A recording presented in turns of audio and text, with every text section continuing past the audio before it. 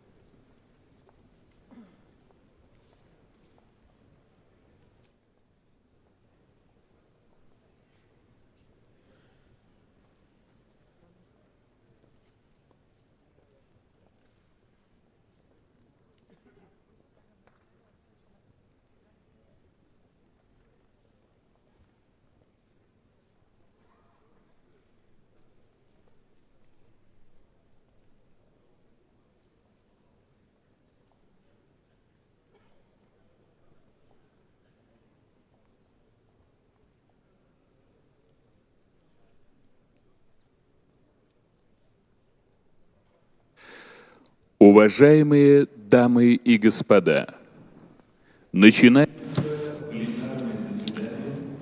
Esteemed ladies and gentlemen, we are starting the plenary session of the St. Petersburg International Gas Forum.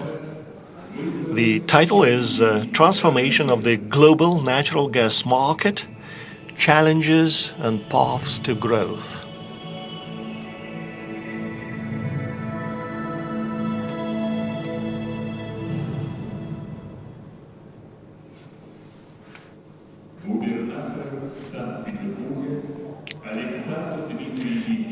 Governor of St. Petersburg, Mr. Alexander Beglov.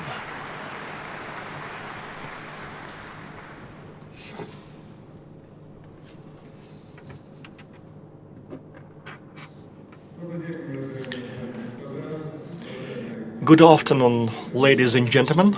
Alexei Borisovich and Nikolai Grigorievich, the ministers of the energy. Welcome to St. Petersburg. The city has been waiting for this happening. It's one of the remarkable events of the gas community. I would like to thank the organizers of this forum. It is for the 12th time that the forum is being held in the city, and it means that it has quite a great significance for the representatives of the companies, scholars, scientists, and experts from different countries. The subject matter is the transformation of the international gas industry, challenges and paths to growth. And St. Petersburg was the first to have the first gas torches in 1819. The use of gas as a source of light resulted in the establishment of the St. Petersburg Society of Illumination in 1835, and it was the construction of the first gas facilities to produce gas torches and pipes.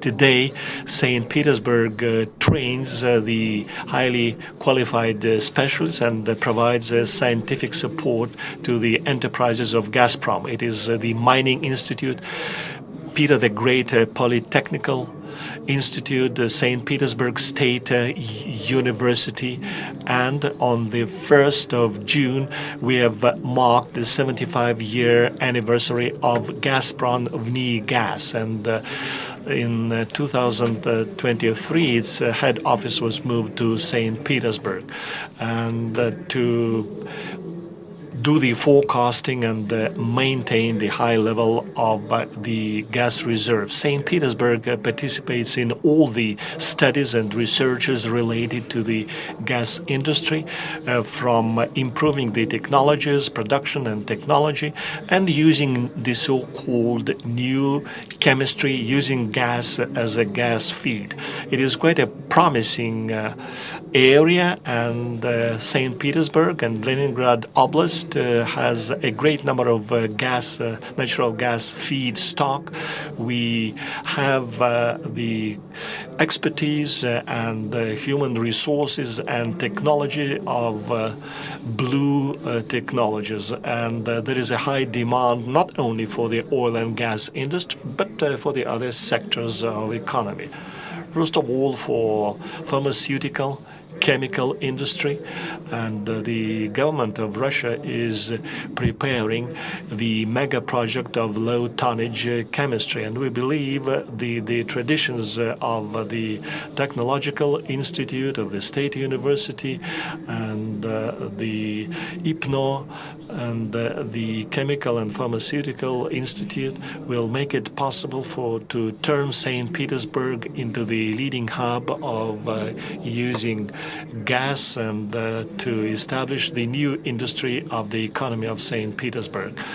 President Putin at the Energy Week referred to the provision of the energy and heat resources as the basic priority of the state, and reference to the increase of the market capacity in the future using natural gas, first of all. St. Petersburg is undertaking efforts to this effect.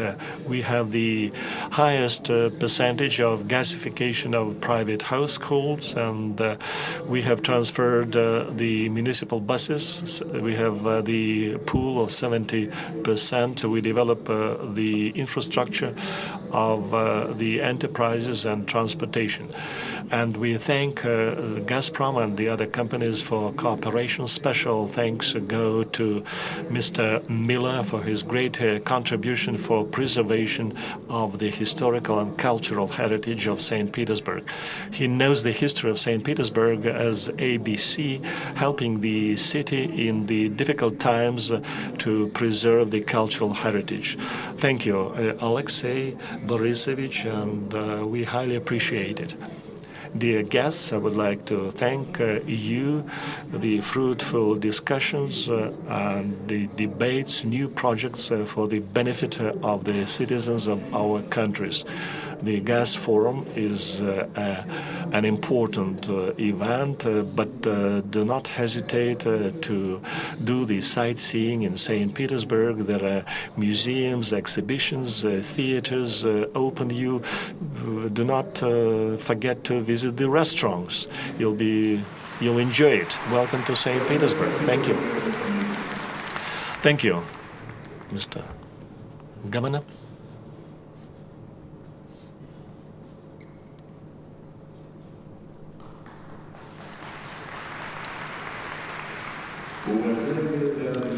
Dear ladies and gentlemen,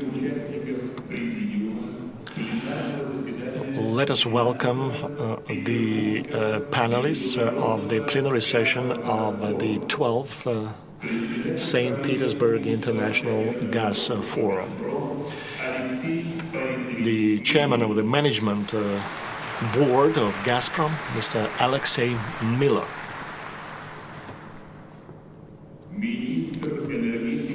Minister of Energy and Natural Resources of the Republic of Turkey, Alparslan Bayraktar.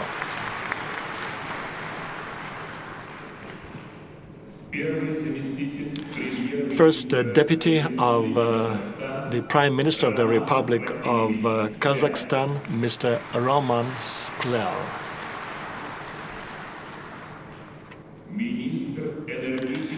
Minister of Energy of the Republic of Kyrgyzstan, Mr. Ibrayev.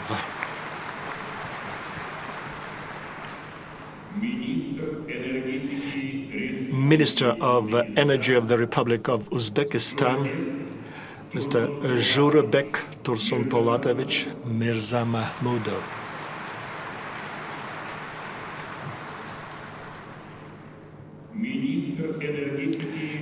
Minister of Energy of the Russian Federation, Mr. Nikolai Shulginov.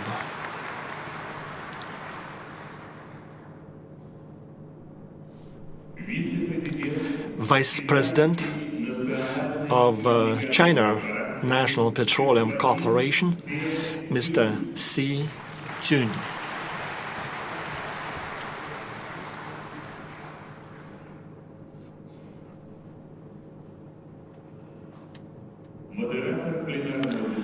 The moderator of the plenary session is Ms. Alexandra Suvorova, the anchor of Russia 24 TV channel.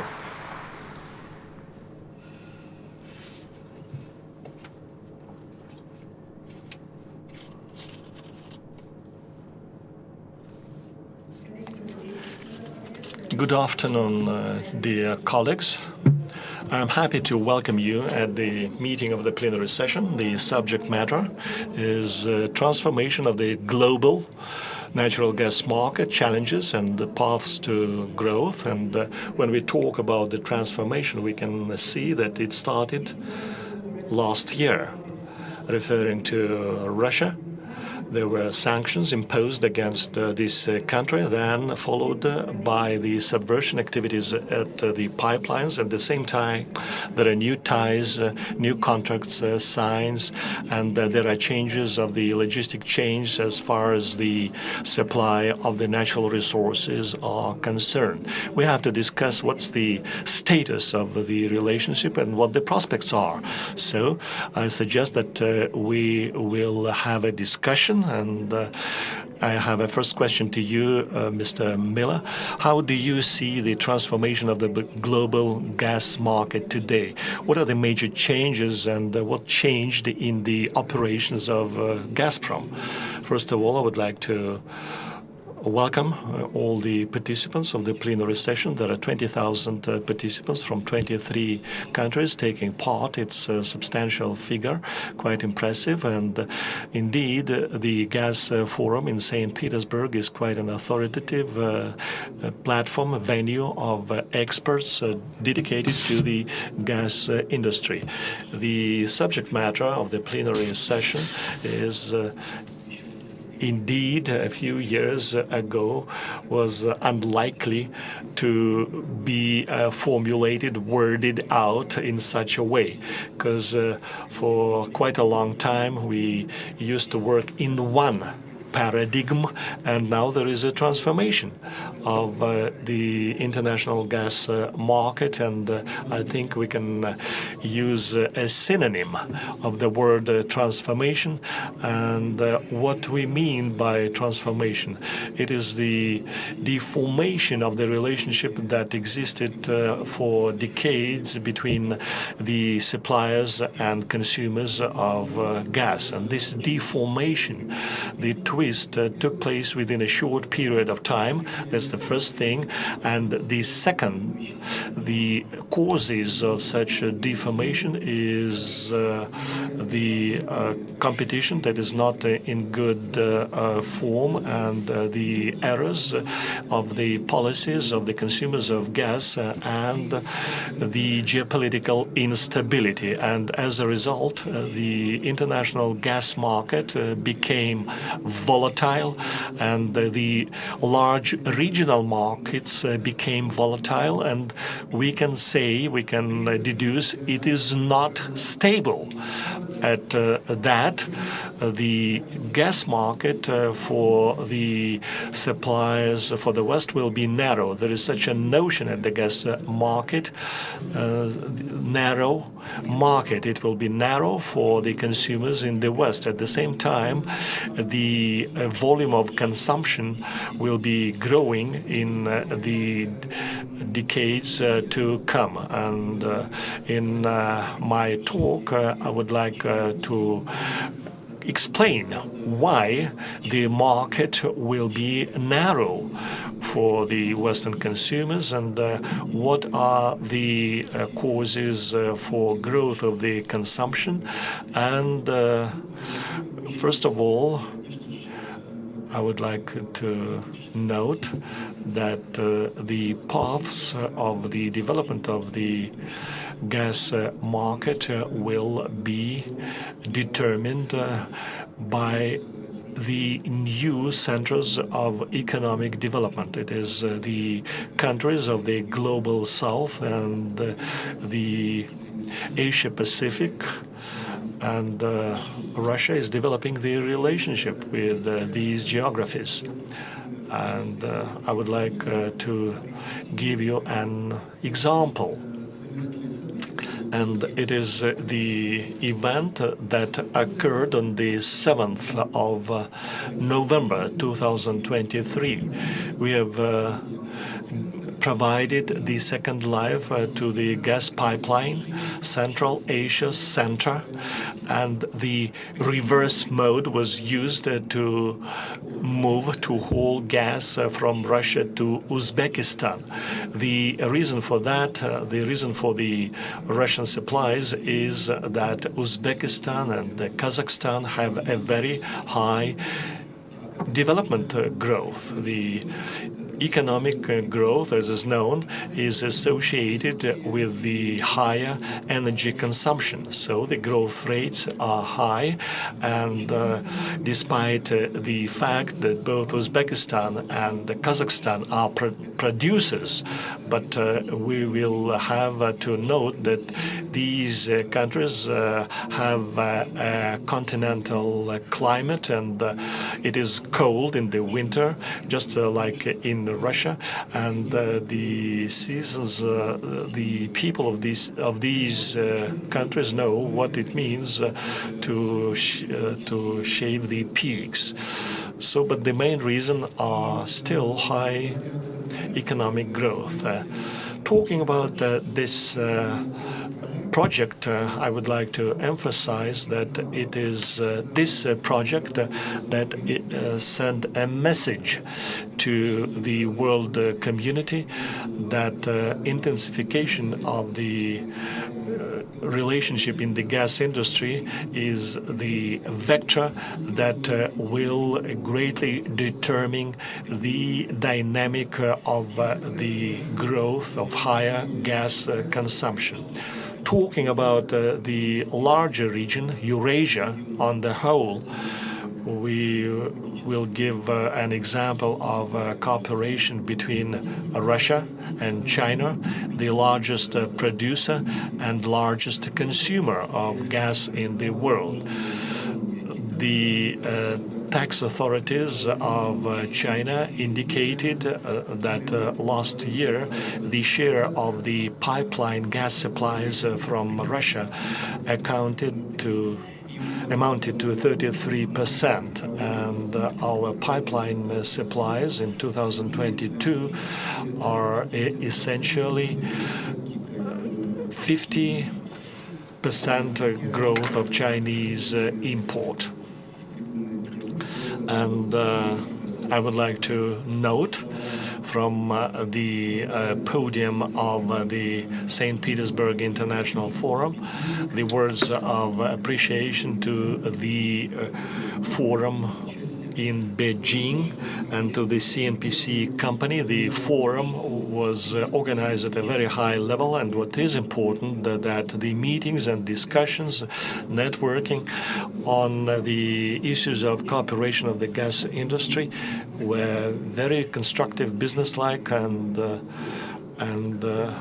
in brief, I can emphasize that Gazprom will be increasing the supplies of gas to China along the coordinated routes.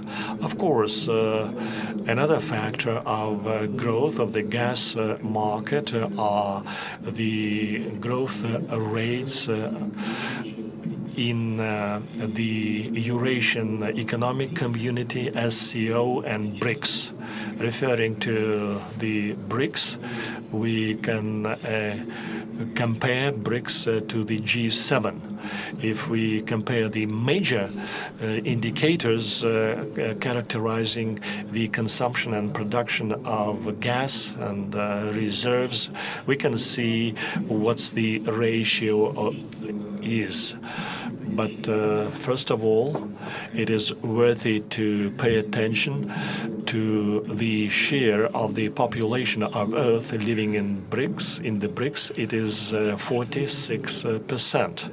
So what about natural gas? Let us take the consumption. The BRICS countries account for 36%, and the G7 account for 35%. And the production, the BRICS produce 35%, the G7 produce 30% of gas. The reserves of BRICS are 50% of the global gas reserves, and the G7 have only 8%. And someone can say that the G7 countries might be using some other energy sources. Let me throw some other statistics to you. The organizations could be classified as net producers and net importers. The G7 countries and European countries are classical, conventional net importers, and 140 BCM of natural gas, that's the volume of import of the G7. And the net import of gas is 365 BCM.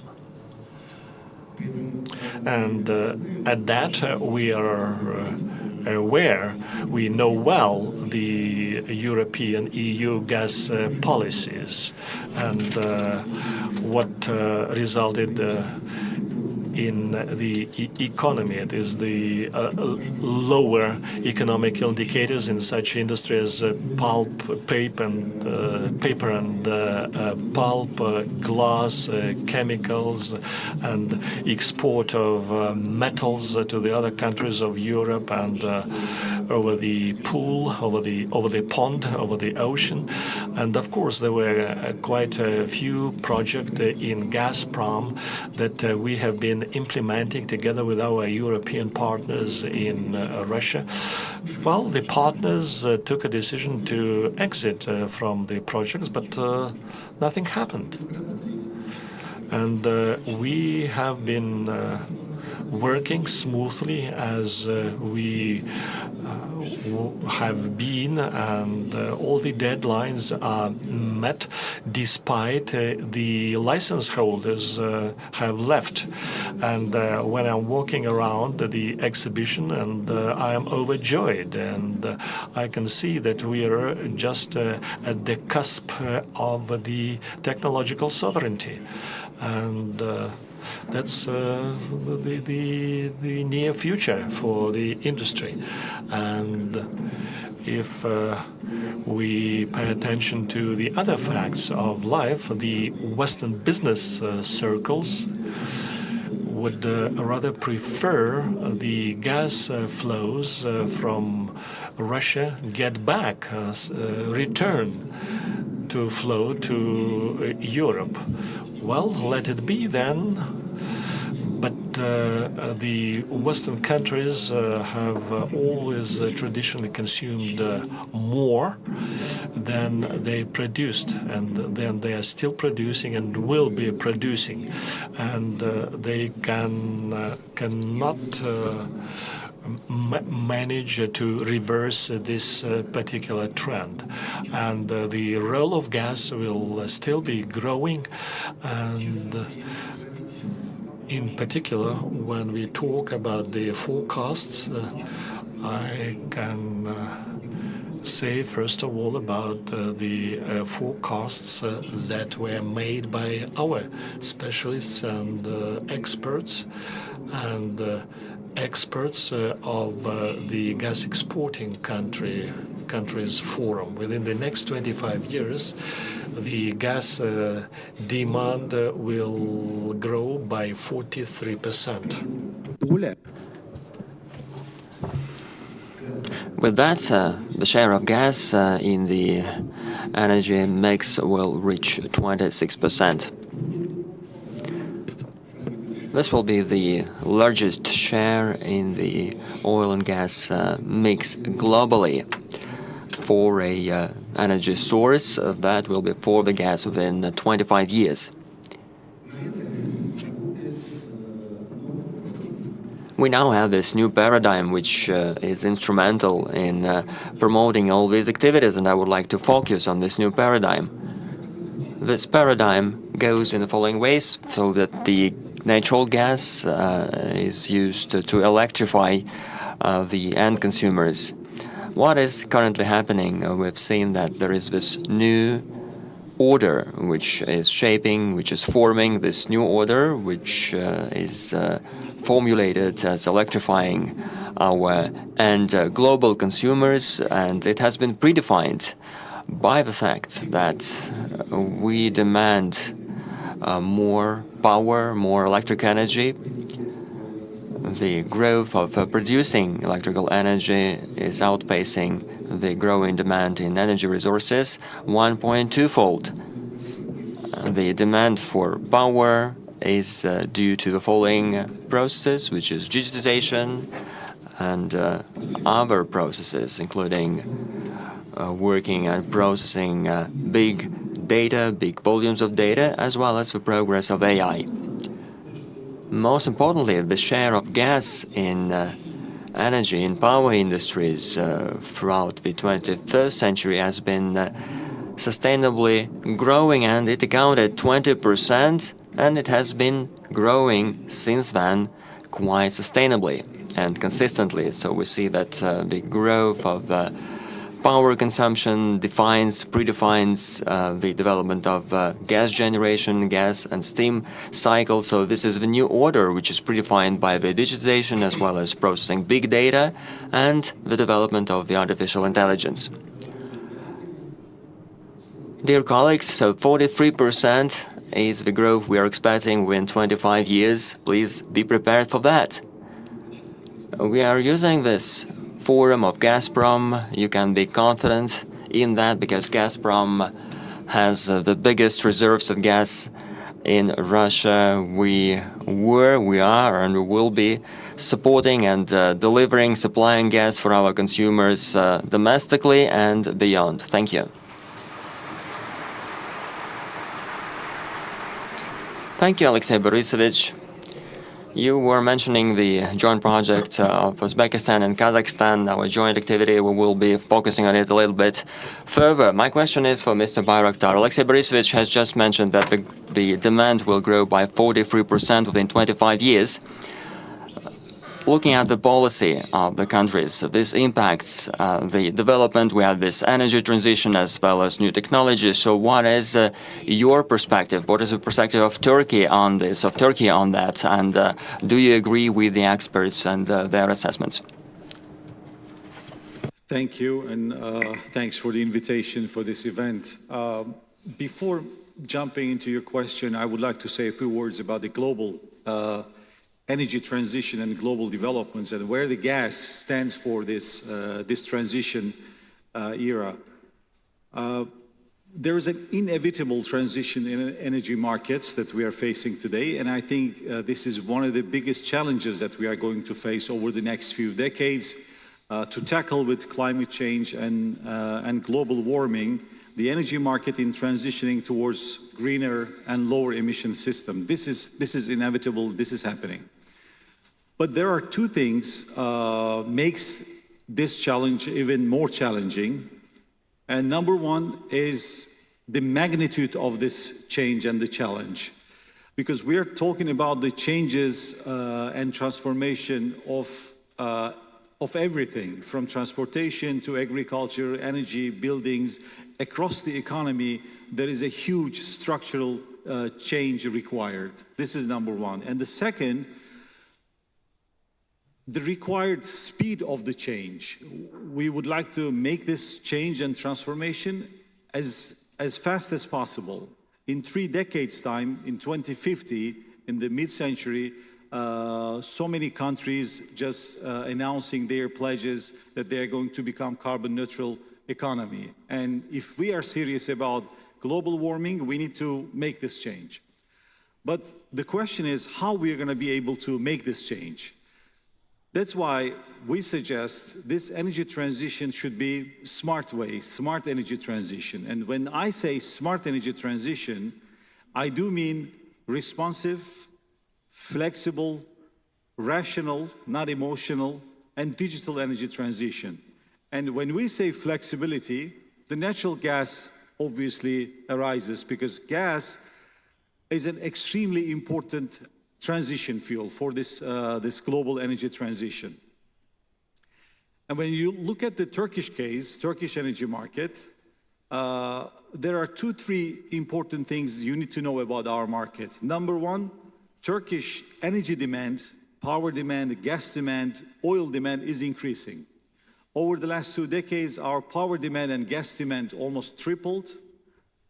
And we're expecting this trend, growth trend will continue to continue, this demand growth trend, which means like we need to meet this growing demand. Security of supply is number one priority for all energy market representatives in my country. And the second thing is we also, President Erdogan announced that Turkey is going to become carbon neutral economy in the year 2053. So we have a very solid targets in terms of climate change. So how are we going to achieve this? On one hand, we are trying to meet our growing demand. On the other hand, we are trying to make the transition in our energy market. So what we will do, we will have renewables, obviously, in our power market. We would like to utilize our renewable potential on solar, wind, and other renewable resources. And the second, we would like to utilize our energy efficiency program and energy efficiency potential. Third, we would like to add nuclear energy into our energy mix. And this is another area that we are cooperating with the Russian Federation. I was in Moscow just 2 weeks ago, Russian Energy Week, and the main theme for this meeting for us was the nuclear cooperation between Rosatom and Turkish entities. And the fourth area is we see, again, natural gas as a transition fuel. And of course, hydrogen and new technologies, digitalization, etc. But let me focus on the natural gas, how the gas plays a role in Turkish energy market. There are 3 areas we are consuming gas in Turkish energy market, like many other countries. Number one is household. And we are a big country, growing population, and gas demand is also growing in our household segment. And also, very important decision that the government and President Erdogan made 20 years ago. When he became prime minister, he said, we are going to bring gas each and every household in Turkey. At that time, like 20 years ago, only 5 cities have access to gas. Today, across Turkey, all cities, many provinces, around 1,000 provinces have access to natural gas. So that means this market is growing on the household side. And the second area that we consume gas is industry. You know, our economy is growing. We have a huge industry, manufacturing capability, export. So industrial capability requires a consumption on the gas side as well. So this is the second area. And the third area is power generation. My friend Alexander gave an example, the global numbers about the electricity market. And he said like 20% of power generation comes from gas in average. But in Turkey, this number is way above 20%. Last year, we generated electricity from gas around like 34%. So it's a huge number because also Turkish power market is growing and electrification is becoming inevitably more and more bigger than previous decades because the transportation is changing, transforming towards more electricity. Electric vehicles is coming, and many fronts electrification is important. So our electricity demand is continue to grow, and how much electricity will come from gas, depending on how competitive gas will be in the market. But definitely we need gas for power generation for a couple of reasons. Let me be very brief. Number one, we want more renewables, more solar, more wind, which means like a more intermittent resources. So you need a backup system, which is like obviously a perfect fit is natural gas. Second, every country is trying to focus on lower their emissions. From coal power generation to gas power generation, this transformation requires, again, gas consumption will increase on power generation. So these are the areas that, when you look at it from that perspective, the gas already played an important role for our economy, and it seems it will continue to play an important role for over the next few decades. That's why we are focusing on the gas issue from a more holistic approach from the supply side. We would like to diversify our supply countries, supply resources.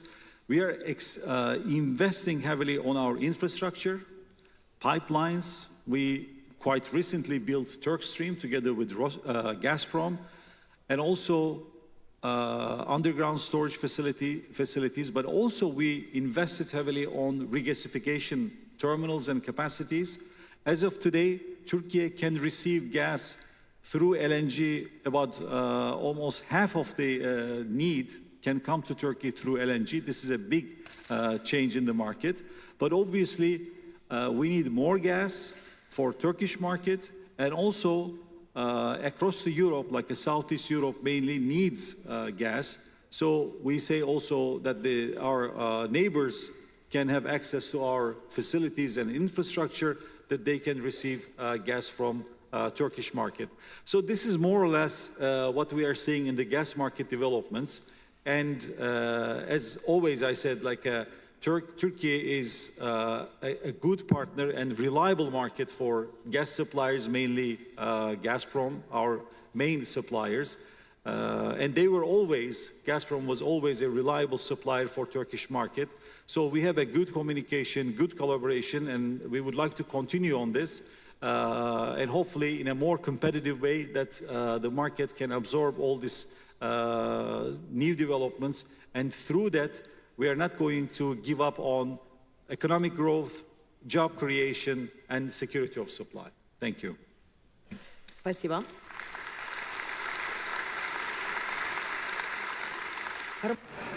Roman Vasilyevich, so we've been talking a lot about the transformation of the global gas market. What is Kazakhstan's perspective about all these changes? You are completely right in saying that the evolving rules of the game in the gas market have been impacting the development of the overall economy. Kazakhstan is a top 5 country in terms of gas reserves. We have a gas transportation system which is quite extensive, spanning over 20,000 kilometers. But we are facing that it is not sufficient, as Alexei Borisovich rightly mentioned, due to the growth of the industry in our country. We've seen some shortages. We see that there is demand from the side of households. We also need gas for energy producers, but at the same time, we also need gas to develop our gas processing and gas chemical facilities. We are working in all these 3 areas. Yet currently some of our regions are not yet do not have access to gas, and we are trying to change this situation. Of course, producing gas extraction in Kazakhstan has not been a priority for the nation. We were focusing on oil production, on oil extraction before that, and the progress in this area has been quite significant. This sphere is really well developed, but at the same time, gas as an associated source material, and due to the low consumption, we haven't been prioritizing this area. Due to that, last year we made a number of changes in the legislation. We adopted a new model convention contract that enables investors to participate in gas extraction projects in a beneficial way, yet the connection of Russia's, Uzbekistan's and Kazakhstan's gas transportation systems creates a competitive edge for our development and for the developing of our economies. We also are thinking of giving access to gas for our regions. We are taking very serious measures in this area, and I would like to welcome our cooperation with Gazprom, which has been quite high level. We don't have any issues at the moment, and we've been developing this cooperation with a lot of prospects ahead. Thank you.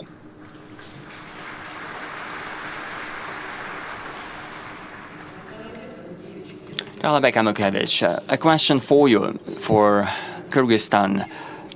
So is the country feeling the changes we are discussing, and what are the key challenges faced by the government, by the country in the gas market?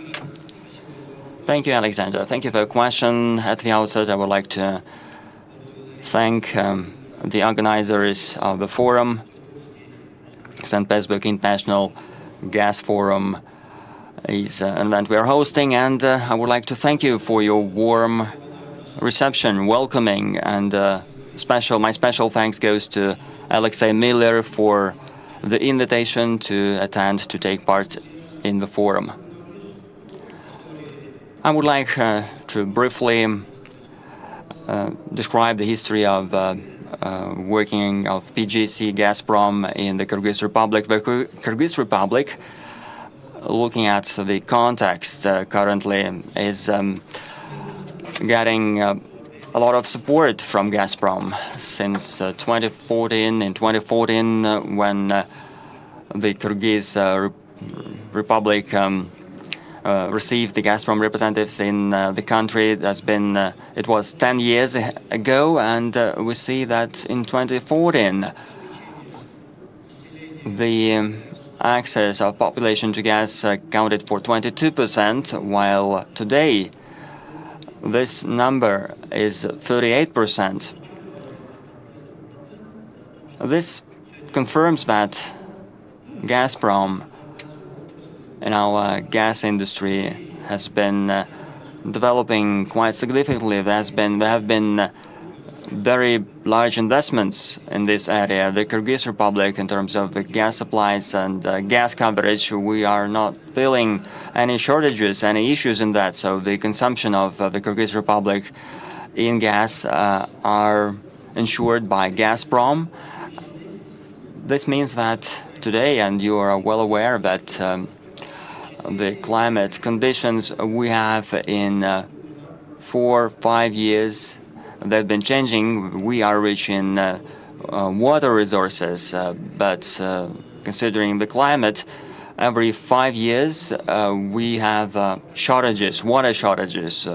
For this period, and you also are aware of that, in the Soviet time, the Kyrgyz Republic used about 2 billion BCM of gas due to the correct reasons before the joining of Gazprom in the market of the Kyrgyz Republic. So we used to use power, energy for that. And then during these periods of water deficit, we also had higher demands in oil, in energy.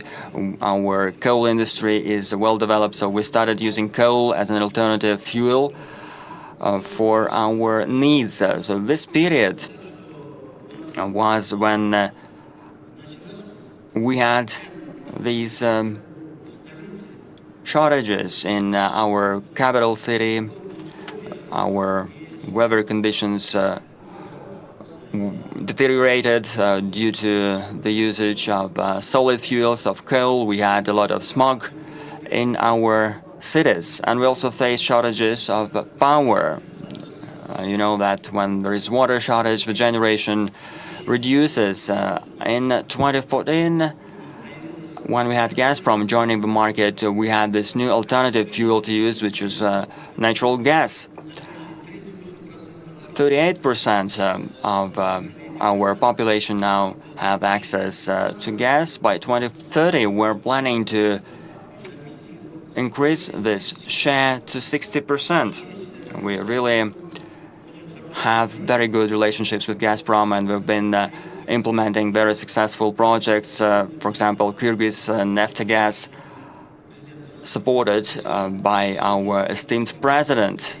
The project has been already approved, and we really would like Gazprom to extract gas in our country, providing access for our population to this gas, and also processed oil, processed gas using our facilities in our country. I would like to express my gratitude to Alexei Borisovich for this wonderful input in this development. There was a lot of gossip, different gossip, and there were different claims expressed before that, but after all these investments, every year in the gas industry, the Kyrgyz Republic is now safe in these terms and is now having access to gas. I would like to express my appreciation to Alexei Borisovich and his team for this successful input and for this wonderful support to provide access to gas for the population of the Kyrgyz Republic. Thanks.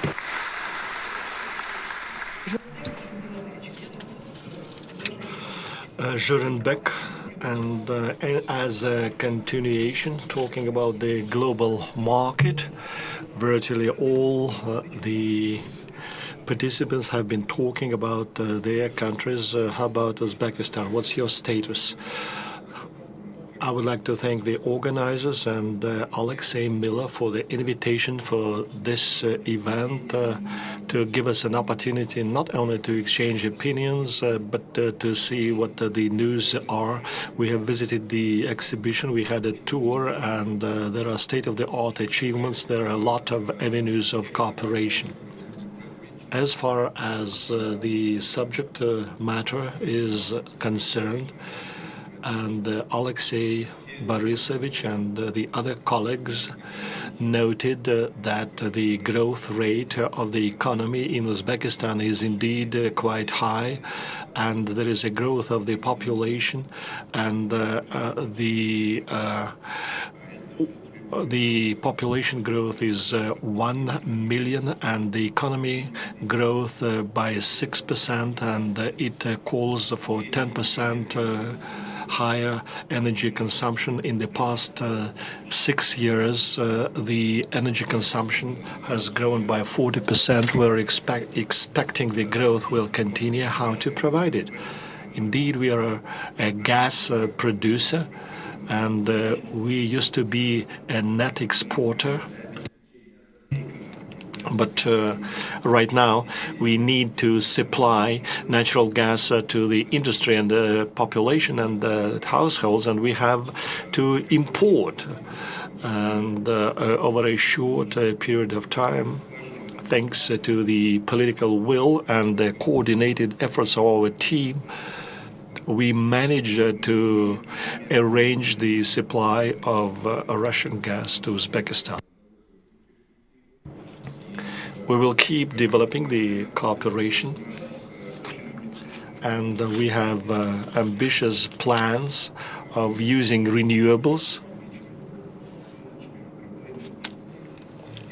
solar and wind storage system. But won't you reject gas? No, we won't. 75% of power generation is due to gas, and the share of natural gas in the energy mix will be lower. But taking into account the total growth of the energy consumption, there will be higher volume of natural gas needed, and we will be building new Jankos based on gas, and in 2003 we have installed new steam gas generating investors. And by the way, we have private investors that are investing heavily, and in the near future we will sign an agreement with companies from Turkey and with the French companies. And we plan to have higher energy generation by a factor of 2. So we will still need natural gas, and we will be eager to have it. And another factor is development of the gas chemistry. We are ambitious about it, and we have a number of the projects running. And we plan to double or triple the gas processing volume. So we are playing long term. Thank you. Thank you. Nikolai? Let us discuss how the political events affect the global market. How do you assess the refusal of the West to use gas from Russia? We can see that the prices are getting higher at the exchanges. And how do you think the events in the Near East, in the Middle East, to affect the gas market? Just like my colleagues, I would like to thank the organizers of the forum, and it is for the first time that I take part in the forum, and all the activities of the here are world class. The exhibitions, the conventions are just great. Second, I would like to congratulate the Minister of Energy of Turkey with the Day of Republic that took place 2 days ago, 100 years anniversary of declaration of the Republic of Turkey, and I would like to wish you all the best.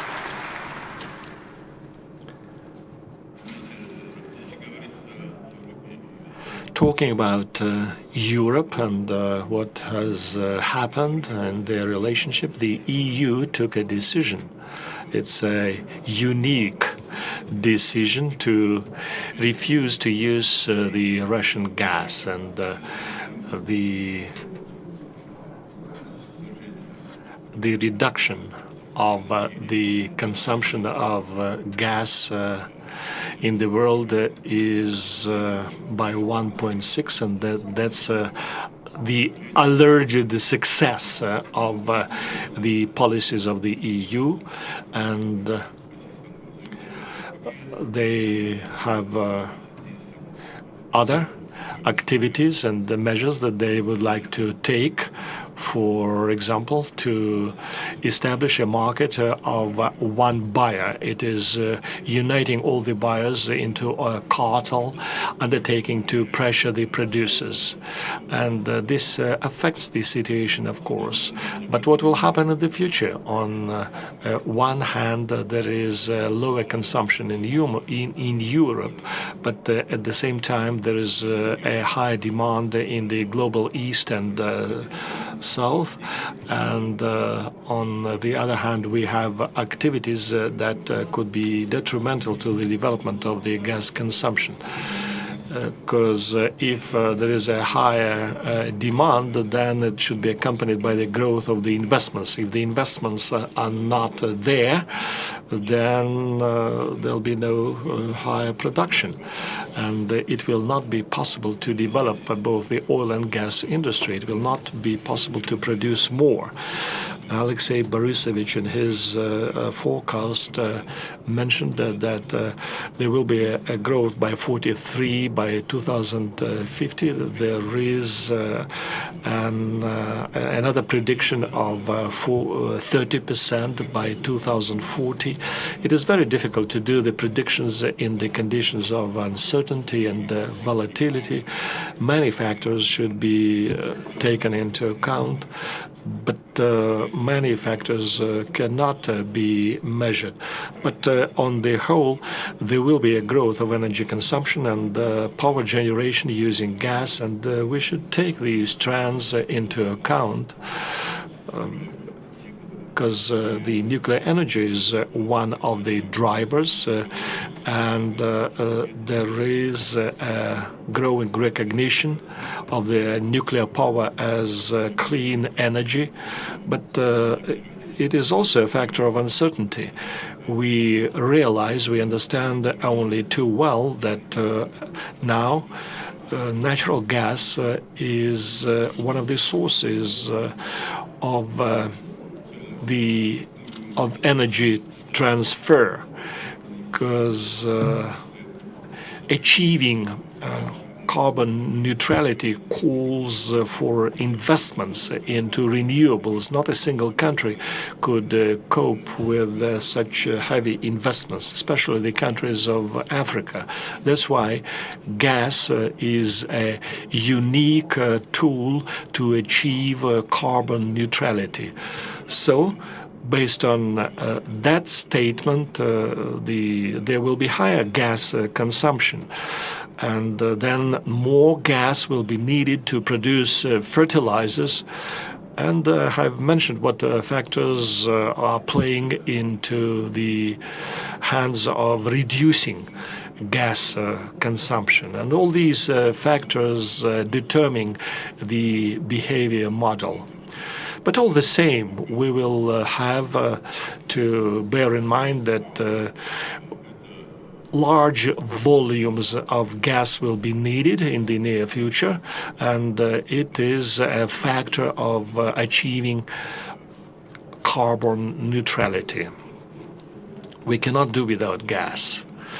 But such an approach and admitting that gas consumption, gas demand will be growing, we will still have to tread carefully with this notion. We should not overlook the other global trends, especially those that exist in the countries that would like to produce more energy and would be prepared to cooperate with Russia. We can take that into account. And then what about Europe? Will it recover the cooperation with, resume the cooperation with Russia or not? Because now they have moved their businesses to Asia. That's quite a complicated matter. Talking about the pricing fluctuation, and Alexei have been talking about shaving the peaks of energy consumption.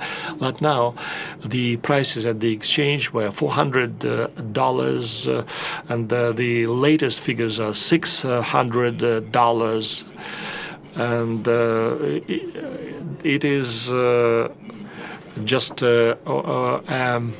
associated with the news, like industrial actions in Australia or some other geopolitical events.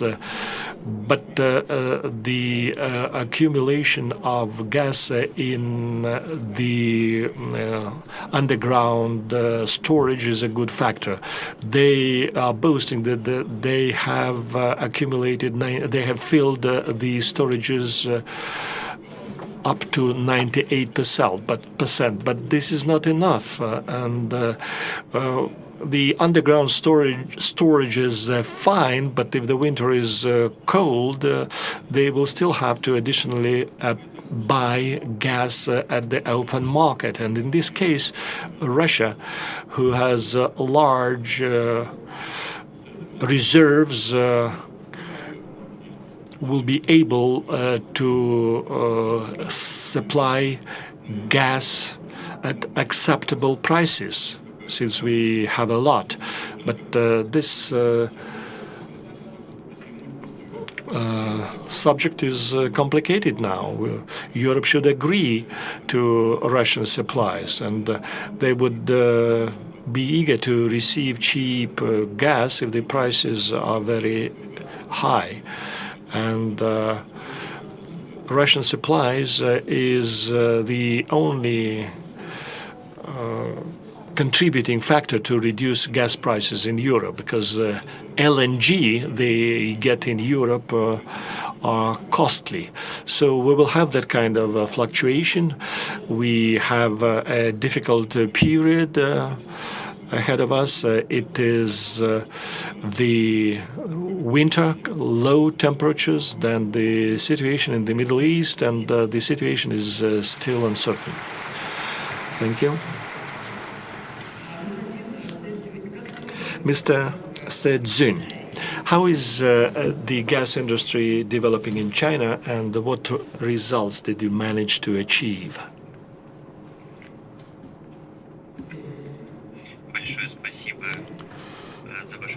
Thanks a lot for your question. First of all, I would like to thank Alexei Borisovich Miller for the invitation to Russia to take part in the gas forum.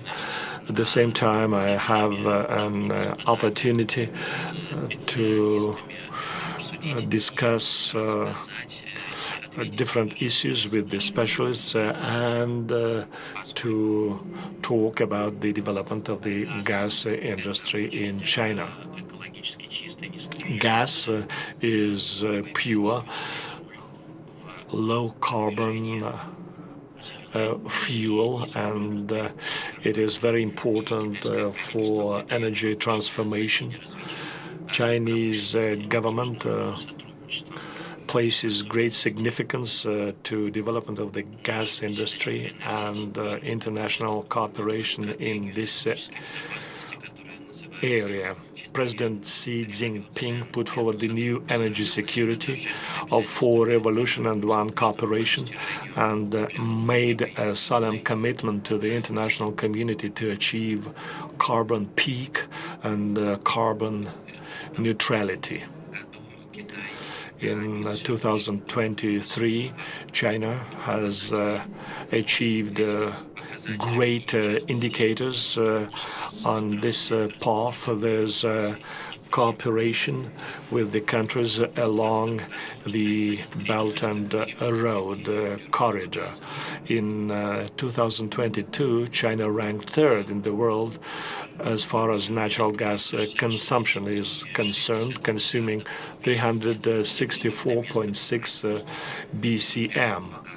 And we are number 4 in natural gas production of 220 BCM. We are the largest importer of natural gas, importing 150 plus BCM, forming a natural gas pipeline with a total length of 120 kilometers, 120,000 kilometers. And the share of natural gas in total primary energy consumption has dynamically increased to 8.4%. Our company, CNPC, made a great contribution into the development of the gas industry, and we adhere to the green development and international cooperation concept. The CNPC is contributing to the development of the gas industry. We produced 145 BCM of natural gas last year, and selling 217 BCM of natural gas, accounting for 60% of the China's total share of consumption, making a positive contribution to China's development of the global natural gas industry. Mr. Sedzin, what are the main challenges that the China natural gas market and the energy sector is facing?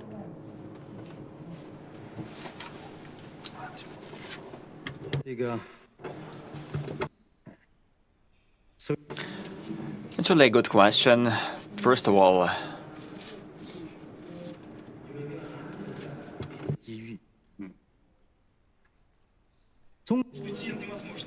on the one hand, we have been facing unprecedented opportunities. The Chinese government and the leadership of our country consider the importance of such a development. They think that natural gas is a highly flexible and highly efficient energy source. On the other hand, considering the progress in carbon neutrality, the share of natural gas will be growing, will be increasing. Providing access to gas for cities, for industries, is also quite important, and we've been facing quite significant progress in these areas. By 2030, the demand will increase by a very significant value. And this growth trend is expected to continue until 2040, peaking at 650 BCMs per year. It can be said that in the next 10 to 15 years, we will have a period of important strategic opportunities for the development of China's gas industry, and there will be an increase in both domestic natural gas production and gas imports, including pipeline gas and offshore LNG capacities. Gas supply sources are becoming more diversified. All that has a great role to play going forward. As for the challenges, in my view, they include three main aspects. First, China has abundant reserves of cost-competitive coal. The cost of renewable energy continues to go down. The price of natural gas will be contained in the future, and the natural gas will be still operated.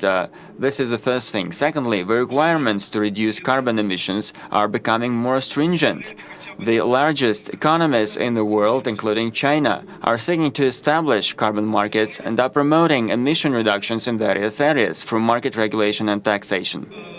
Thirdly, the competitive pressure of alternative energy sources such as wind and solar power on the gas industry is increasing on a daily basis. In 2022, the installed capacity of wind and solar power in China is increased to 900 million kilowatts, 13 times higher than 10 years ago. So wind energy, solar energy, these are the sources of energy which are playing a great role enhancing competition for gas. For example, last year, these two sources of energy accounted for a considerable share in the energy mix. So the volume of installed capacities reaching 900 million kilowatts, which has already been mentioned, which is 13 times more than 10 years ago. In the first half of 2023, the proportion of installed capacity of non-fossil energy production sources reached over 50%, surpassing fossil energy for the first time in our history. Overall, China's natural gas market and its opportunities are more important than the challenges we are facing. I thank you for your attention. Speaking about forecast, Nikolai Grigorovich rightly mentioned that it's very hard to give any numbers. Mr. Sidzun, in his input, mentioned that the growth will be considerably higher.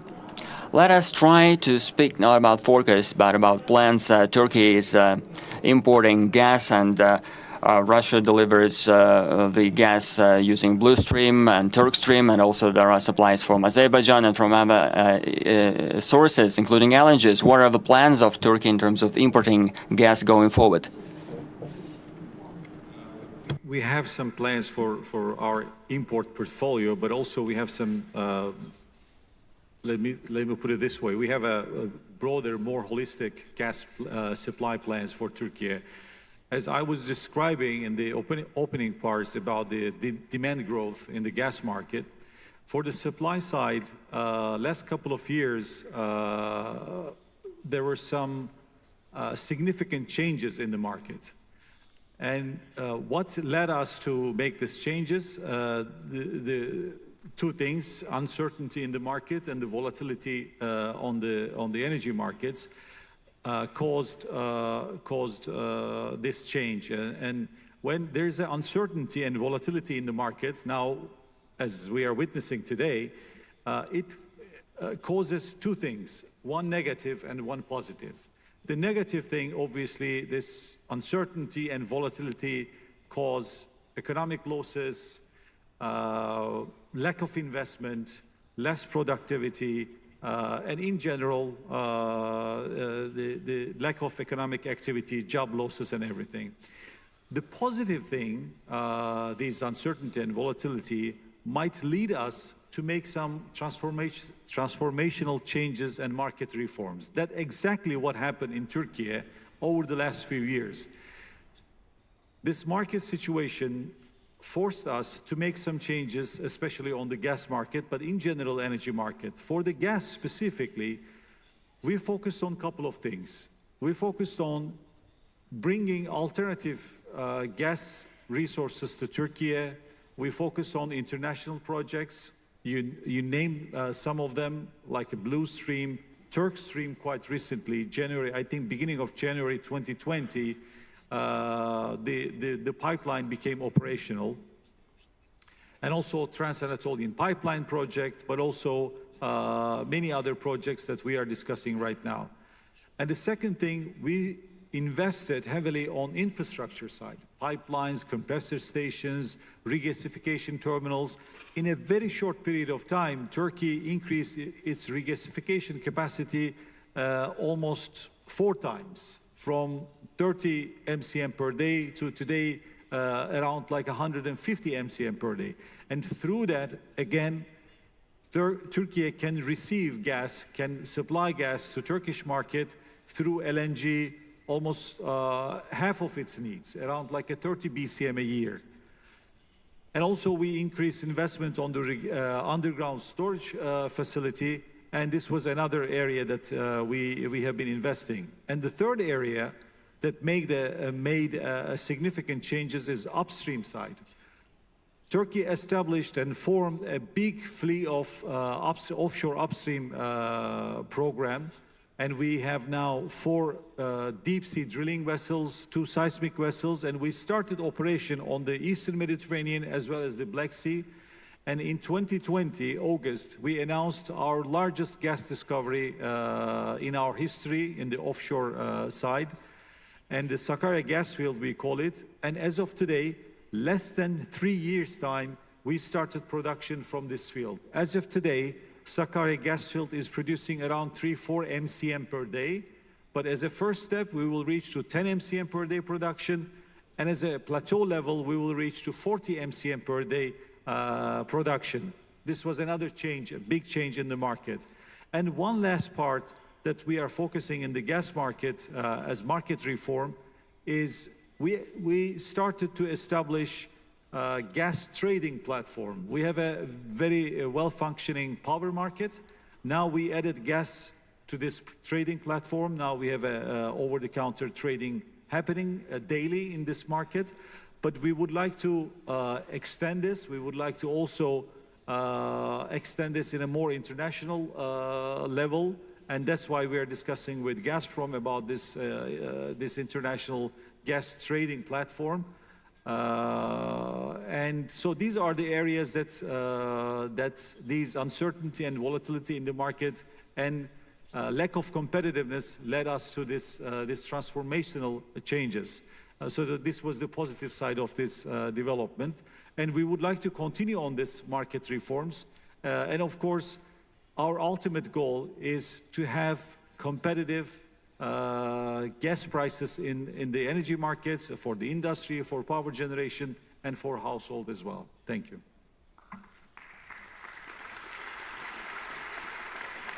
Господин Байрактар, уточнение. A clarifying question, Mr. Bayraktar. Last year, in the Russian Energy Week, Mr. Putin declared the creation of the gas hub. You mentioned the transformation of the gas market and the position of Turkey in this new reality. So what is the advantage for Ankara in the implementation of such a project? So technically, how much time is needed for implementing such a project? If you can just talk us through that. Thank you. To be honest with you, we would like to have, as a 55 BCM consumer country, and it's a growing market, growing gas market and growing energy market, we would like to have a working, functioning, more liquid gas trading platform. But what we are discussing with Gazprom and our partners in this project specifically is electronic trading platform, which is not going to take place a very long time, I believe. And hopefully in a 1 year time, we would like to establish this trading platform. But we have a broader perspective and broader ambition to create a kind of energy and mercantile exchange in our Istanbul Financial Center, which President Erdogan gives utmost importance. It will include energy trade, it will include some mineral trade, as well as we can create this international gas hub trading platform in this Istanbul Financial Center, which presents a huge opportunities, huge incentives for parties, traders, brokers, and others as well. But I think if we work intensively with our partners in here, that we can create this in the year 2024. Thank you. Спасибо. Thanks. Nikolai Grigorievich, building on the discussion of the gas hub in Turkey, what will be the impact for Moscow after the implementation of this project? It can be an alternative platform for us, not more. We've heard some suggestions from the Russian colleagues on what can be done using this platform. This is still under preparation. That is still in our pipeline. We're still working on it. Mr. Bayraktar has described this area in very big details. If I can just add from my side, if I may, so we are having a discussion today. I would like to just mention a few facts in the margins. I have noted some of the aspects. So we are speaking about RES, and we also are mentioning coal capacities. This is not a very simple way to diversify this energy mix, which is not easily achieved, this cannot be easily achieved. We need not forget about everything else when we think about renewable energy sources. We have our demand, we have the consumption, we also have our emissions, but we tend to forget about other capacities. What about renewables? So assessing the demand for renewables, the great infrastructure is needed to be in place in Europe if we consider the demands. And of course, we can have low-carbon power, we can have low-carbon coal, and sometimes we don't consider these factors. So my forecast, my outlook is considering the uncertainty, gas can be this energy source as a transition source of energy. We believe that until 2050, natural gas will be still a primary energy source. As for renewables, we will have to work further to develop these capacities, to understand our investments, our demands, and we will understand whether we have sufficient land to develop infrastructure. So I have both optimistic and pessimistic outlooks. I would like to support gas in this regard because this is the energy source which has confirmed efficiency. We can develop other areas like module power stations, and they will play a great role, a significant role in the energy mix, in the energy industry in our country and beyond. In our country, we have both capacities, and of course, we are taking pride of this balance. So you are supporting gas, and that's good. Thank you, Nikolai. Alexei Borisovich, in his first response, spoke about the transit of gas from Kazakhstan to Uzbekistan. So what is the role of, what is the benefit in this project for Kazakhstan? Well, of course, the benefit is the gas transit. And Alexei Borisovich mentioned that there is this reverse supply. Before, we had Kazakhstan supplying gas to the market of the west of the Russian Federation, as we remember it. But now this is a reversed flow of gas from Russia to Kazakhstan. We have it in our pipeline which we call the central pipeline. And of course, it was very challenging to implement this project and to ensure this reverse flow. Now, we had our gas specialists on board and also Russian specialists on the 7th of October, about a month ago. The leaders of our governments kickstarted this project, so it took not a long time. And of course, gas specialists are very modest, but their work was just huge in that, and we want to go beyond that. We would like to expand our capacities, and we will use the platform of this pipeline, and also to develop the transit through our country for the export of Russian gas to other markets.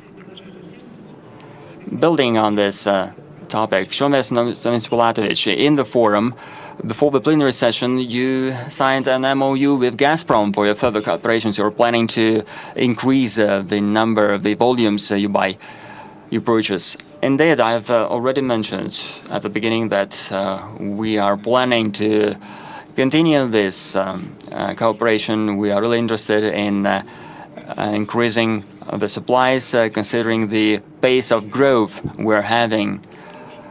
Of course, we have ambitious plans, roadmaps for solar energy, for wind energy, but as it was mentioned, we need the balancing powers capacities to be able to sustain the peaks. And of course, we consider that, we understand that, and we can use gas stations to overcome these peaks. And also we can have and can use other resources, other capacities for that.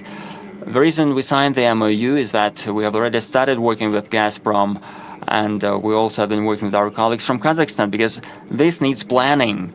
This record time of 2.5 months, which was taken to develop, to implement the project, but we would need to intensify the supply, so that we would need to further plan our activities to improve our infrastructures in Kazakhstan, Russia, and in our country. So indeed, we are focusing on our long-term cooperation going forward. Alexei Borisovich, building on this topic, so we've been discussing that with our colleagues from Kazakhstan and from Uzbekistan. So we are planning to develop these activities. What are the projects you are planning to implement going forward, and what are the perspectives for the development in these directions? It's really a good question.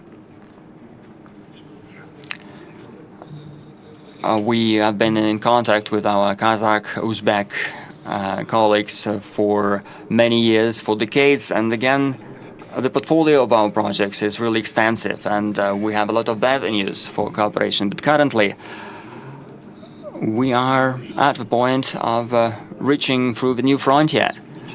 Our cooperation is really getting long-term, and for that we are creating our contractual framework. The outlook for our further cooperation has been defined in the following way. So with Kazakhstan, with Kyrgyzstan, with Uzbekistan, so this term, this activity and the cooperation spans about 15 years ahead.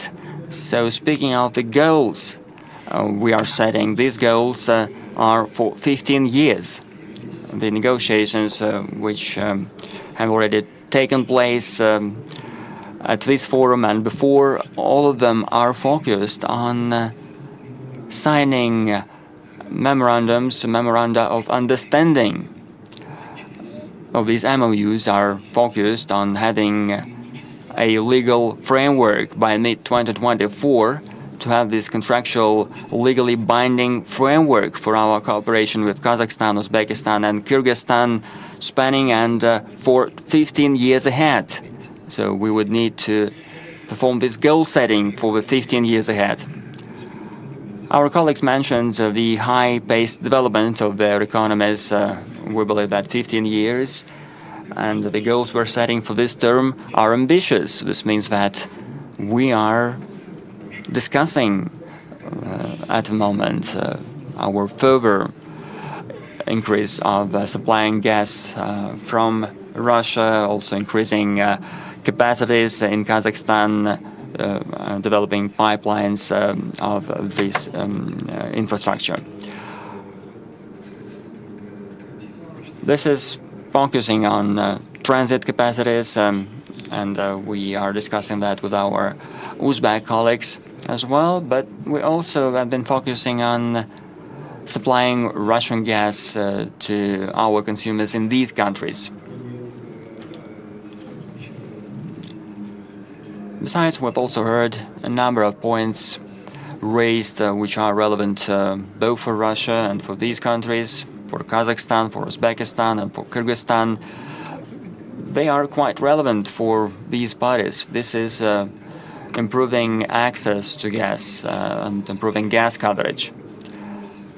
We are currently thinking and discussing the ways on how we can do that, what kind of programs, policies we might have to improve this gas coverage, and what could be our joint initiatives and activities in this area. We already have our capacities in Kyrgyzstan starting from 2014, and we also think that we would need additional supplies done for Uzbekistan. And I would also like to stress that with Kazakhstan we have a very long border, and of course a system of pipelines. Asia Center is just one transport corridor. We also have other transport corridors. Now we have our existing corridors, Bukhara-Ulau, for example, which is also reaching the territory of Uzbekistan. Besides reviewing, besides analyzing the ways our further activities in the years ahead in terms of renovating the pipeline, we also are focusing on the gas corridor Bukhara-Ural, and also developing other routes which might emerge in this activity. Roman Vasilyevich mentioned that the framework of gas transport in Kazakhstan is very diversified, is very extensive. But we understand that the border is very long, and many Kazakhstan regions are bordering our regions, Russian regions, directly. Possibly it would be better in terms of economy to provide gas supplies and providing gas coverage for the northern areas, for the northeastern areas of Kazakhstan, and providing these supplies from Russia. For that, we could focus on other new gas transport routes, including the route that might include providing gas coverage for Astana. Such a route is being developed. We are currently jointly developing that. The feasibility study has been already conducted. For that, there has been this feasibility review for that, and our further cooperation, our further negotiations will be dedicated to the development of this route. Now, our roadmap is really long-term. We would need to set the goals. And also, for these goals, we are trying to create a legally binding contractual framework. And most importantly, we are extending the range of areas and of avenues for our cooperation going forward. We are discussing our joint activities, and this covers almost all possible areas in the development, in the cooperation in the gas industry, as well as gas processing, oil industry, and in other areas. So we really understand that very soon the level of cooperation among Russia, Kazakhstan, Uzbekistan, and Kyrgyzstan is going to reach a new, higher level in the field of fuel and energy complex. Something to clear up. You're referring to the projects with these countries. Could it be also the projects of transiting the supplies to the third countries? Yes, there is such a possibility. We have discussed the transit possibilities that these countries can provide. Okay, thanks a lot.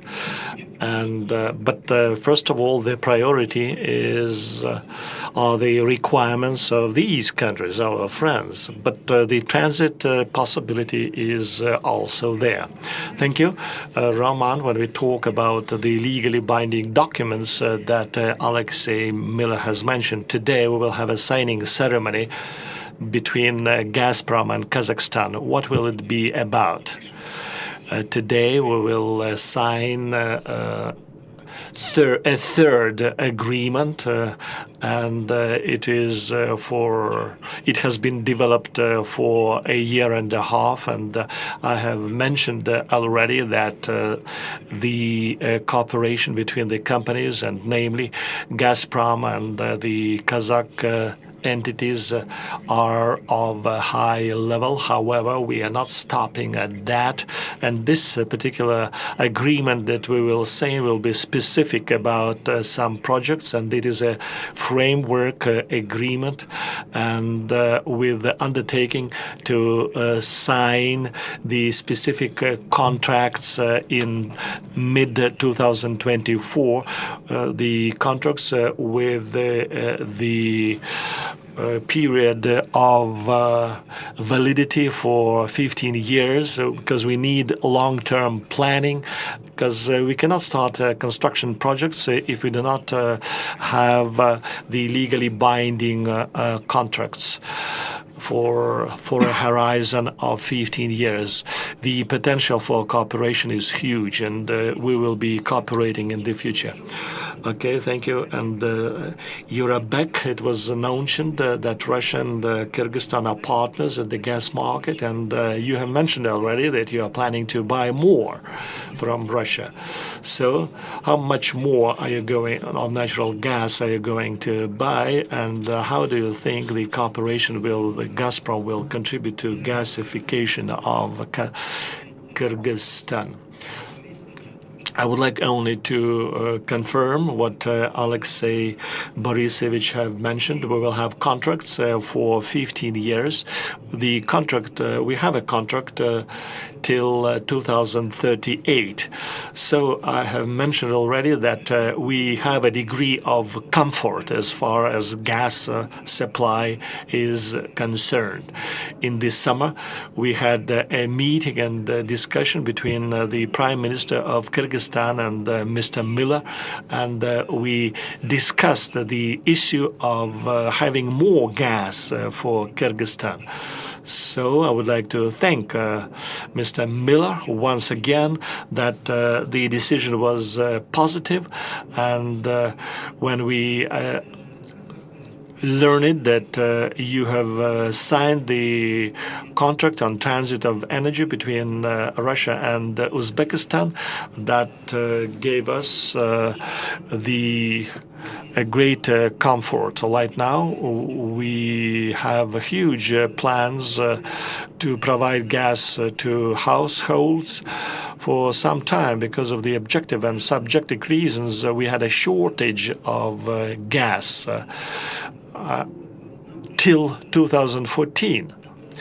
And we had to do the refurbishment of the district heating systems.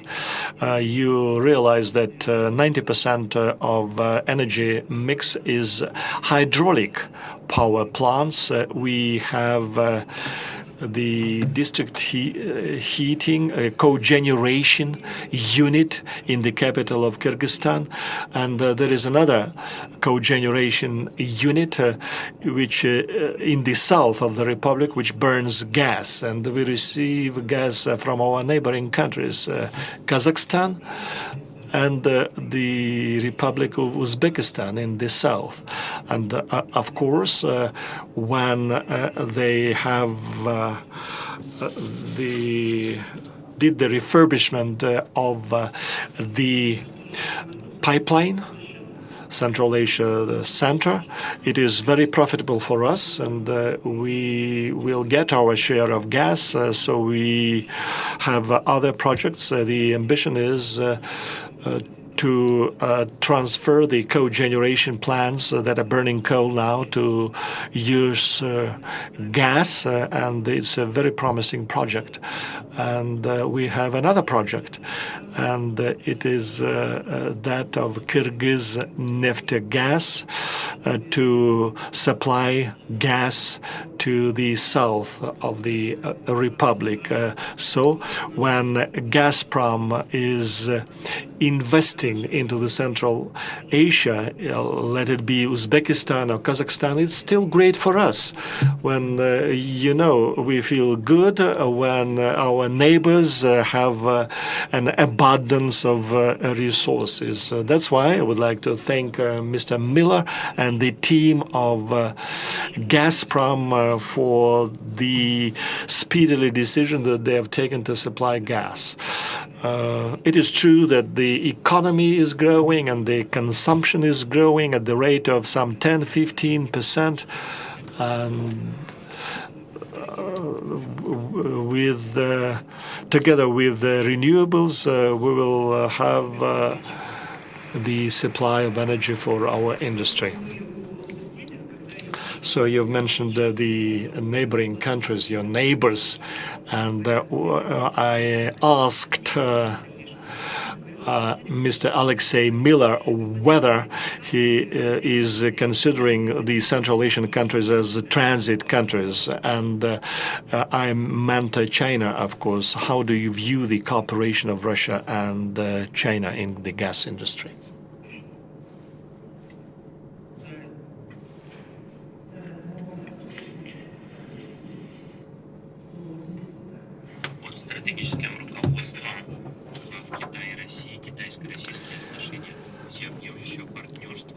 So we have the strategic partnership relations, especially as far as the energy resources supplies are concerned. The two countries are cooperation, and we have achieved the positive results, guaranteeing energy security to us, and it is very important. The CNPC is committed to mutually beneficial energy cooperation with the partners from different countries, especially Russia. After more than 20 years of cooperation and development, we have a bilateral cooperation that has been formed, and the cooperation cover the whole chain of natural gas, excluding exploration and development, pipeline transportation, trading in natural gas, engineering and technical services, and equipment supply, etc. To date, the pipeline has the capacity of 38 BCM, and the contracted volume of pipeline gas and LNG is 48 BCM, and it is 5.5 million tons per year, respectively. Talking about upstream, we have the following projects, such as Yamal LNG and Arctic LNG, joint projects together with Novatec. At present, the CNPC and Gazprom are striving to build closer energy partnership, accelerating the implementation of the Far East Route gas supply project. Now, we discuss the issues of joint development of oil and gas fields together with Rosneft, Gazprom, and Novatec, including the expansion of pipeline projects and hydrocarbon trading opportunities. Russia has rich oil and gas reserves, and China has a huge energy consumption market. And I am confident that our cooperation in the energy sector will get better and better. In this regard, China is willing to work with all the parties, including Gazprom, to develop high-quality energy cooperation on the basis of equality and mutual benefit, so as to jointly promote to the healthy, stable, and sustainable development of the gas industry. Thank you.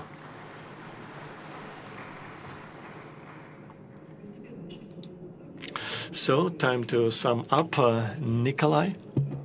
We have been talking about the work with the friendly countries, and can we claim that Russia has closed the Western direction? No, it's not Russia or Gazprom. We have not closed the gas routes. It was the Western countries that have performed the subversion activities, damaging Gazprom pipeline, Nord Stream 1 and Nord Stream 2. But we, once again, would like to reiterate our position as a reliable supplier. We supply 42 BCM through the pipeline in the Ukraine and per day, and we continue to supply gas to the countries of Central Europe. And besides, we use the Turk pipeline to supply gas to the countries of the Southern Europe. We supply LNG, and we are number 2 exporter in some countries. So it's not our choice. And we are open for negotiations on the resurrection of the supplies, but it should be proposals initiated by the importers, by the consumers. But we have things at our hands. We can supply to Iran, India, Pakistan. So we have many things to do, but we did not close the routes, and we still keep supplying the European countries. Okay, thank you, Nikolai. Summing up the plenary session of the gas forum, I would like to refer to what Mr. Miller said. Transformation is part of the deformation of what has happened, but talking about the new context, we can talk about the stabilization of the relationship with the friendly countries. Thanks a lot. That's it.